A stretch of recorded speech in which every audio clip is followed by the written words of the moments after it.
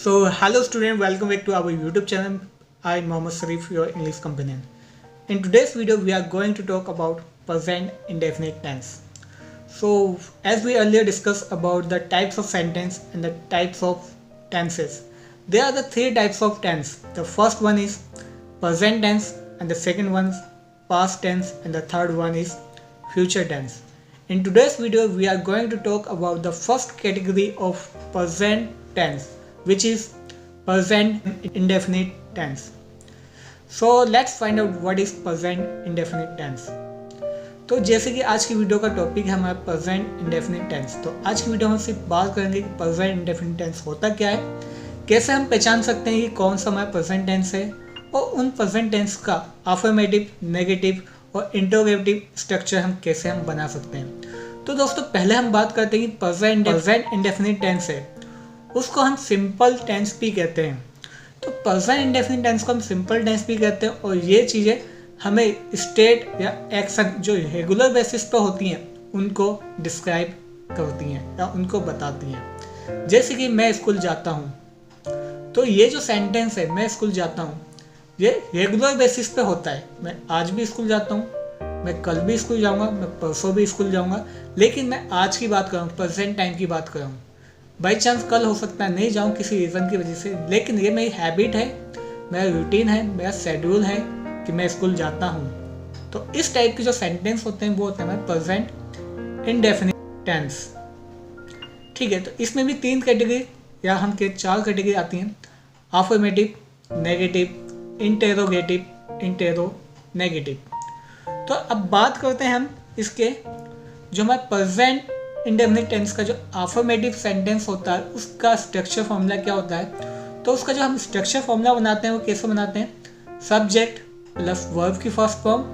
अगर हमारा subject singular या प्लूरल सब्जेक्ट होता है तो उसके अकॉर्डिंग, अगर सिंगुलर सब्जेक्ट होता है तो वर्ब के साथ हम एस ई एस को ऐड कर देते हैं, फिर लास्ट में हम ऑब्जेक्ट लगाते हैं। तो जैसे कि यहाँ पे आपको दिखाई भी दे रहा होगा, ही प्लेज फुटबॉल डेली, यह हमारा अफर्मेटिव सेंटेंस है। इसके अंदर हमने सब्जेक्ट है हमारा ही, और वर्ब हमारा प्ले।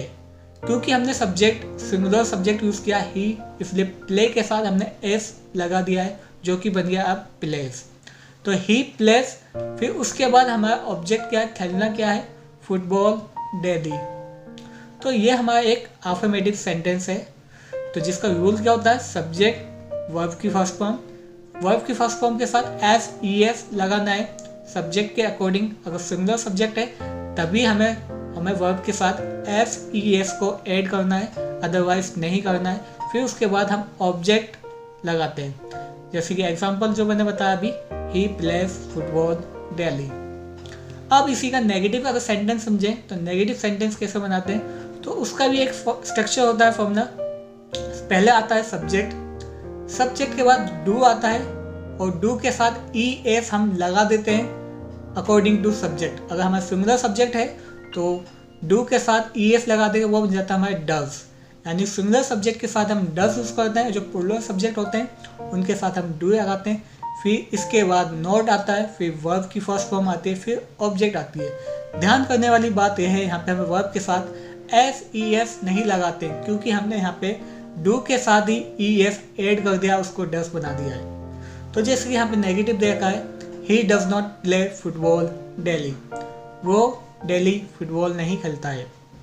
अगर हमें इंटरोगेटिव बनाना है तो कैसे बनाना है, तो वही चीज़ स्ट्रक्चर है। यहाँ पे डू या डज जो होता है वो सबसे आगे आ जाएगा, फिर उसके बाद सब्जेक्ट आता है, फिर वर्ब की फर्स्ट फॉर्म आती है, फिर ऑब्जेक्ट आता है, और लास्ट में हम क्वेश्चन मार्क लगाते हैं। ये हमारा एक आइडेंटिफिकेशन होता है इंटरोगेटिव सेंटेंस का।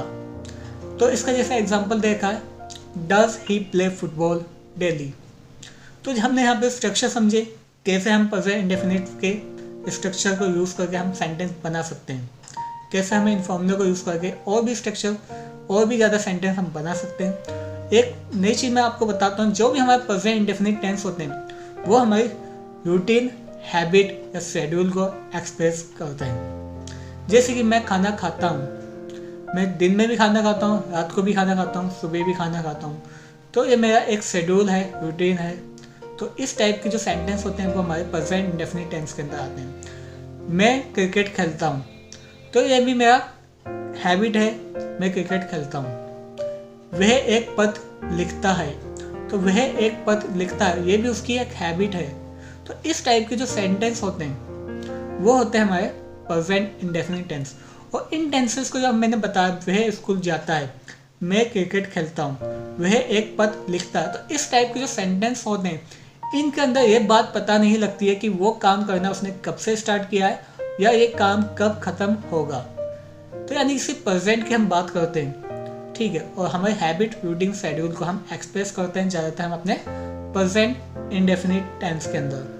तो चलिए अब इसके स्ट्रक्चर के जो एक्सरसाइज 1 दे रखी है, जहाँ पे मैंने हिंदी में जो स्क्रीन पे दिखाई दे रहा है उसके कुछ सेंटेंस दिए हैं, उनमें से कुछ एग्जाम्पल लेते हैं और उनको हम कन्वर्ट करने की कोशिश करते हैं, अफर्मेटिव में भी, नेगेटिव में, इंटरोगेटिव में और इंटेरोनेगेटिव में।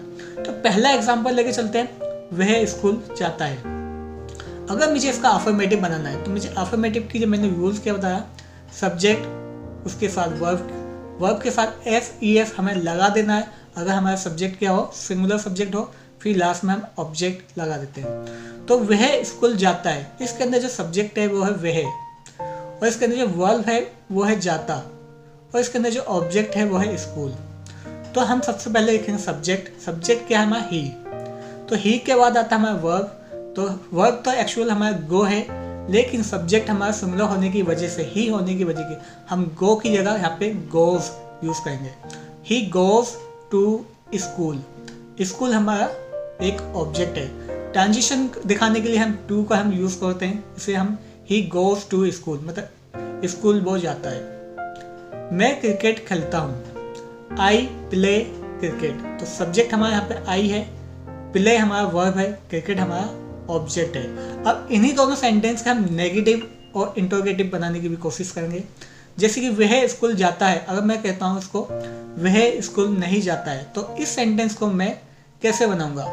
तो यहाँ पे भी जो मैंने यूज बताया, he does not go to school, तो हमने क्या किया, पहले सब्जेक्ट लिखा ही के साथ मैंने बताया था डज यूज करेंगे, डू के साथ ES आया था इसलिए हमने यहाँ पे डज यूज किया। फिर यहाँ पे हम नॉट लगाते हैं, he does not go to school, वह स्कूल नहीं जाता है। अगर मुझे इसी का इंटरोगेटिव बनाना है तो इंटरोगेटिव कैसे बनाऊंगा मैं इसका, does he go to school, क्या वह स्कूल जाता है। ऐसे हम एग्जाम्पल सेकंड का बना के देखते हैं, मैं क्रिकेट खेलता हूँ। अगर मुझे इसको नेगेटिव बनाना है, मैं क्रिकेट नहीं खेलता हूँ, तो कैसे बनाएंगे, आई डोंट प्ले क्रिकेट या फिर I do not play cricket. तो यहाँ पे मैंने सब्जेक्ट के अकॉर्डिंग डू का यूज़ किया, ना कि डज का, क्योंकि मैंने बताया जितने भी सिंगुलर सब्जेक्ट होते हैं, ही, सी, इट, दिस, या किसी भी व्यक्ति का नाम होता है, उसी के साथ हम डज का यूज़ करते हैं।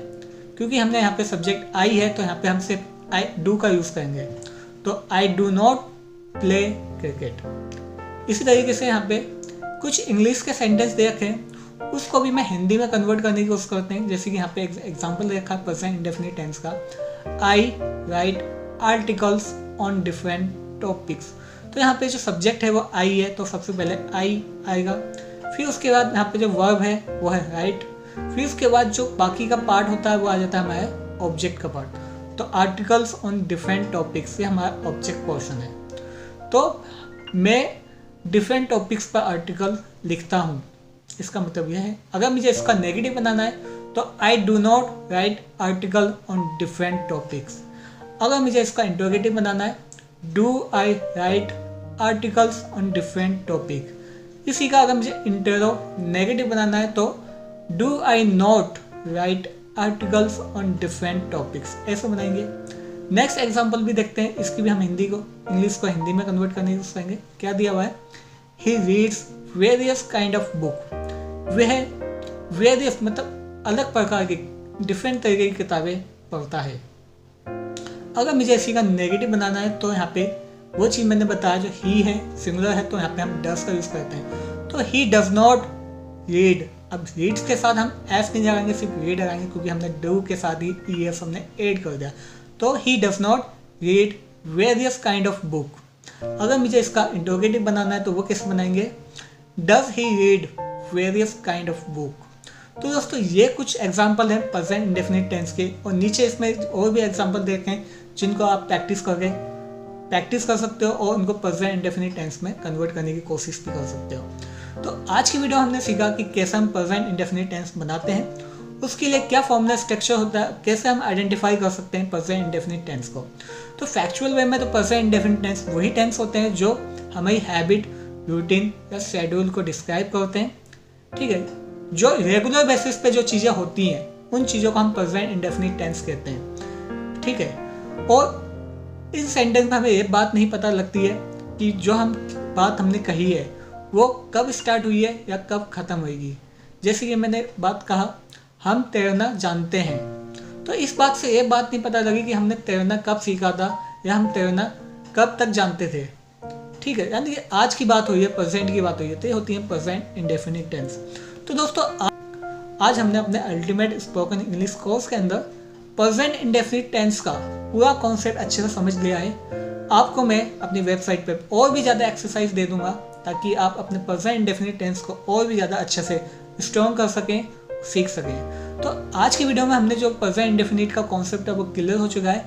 अब हम मिलेंगे नेक्स्ट वीडियो में। आज की वीडियो में बस इतना ही है, तो थैंक यू।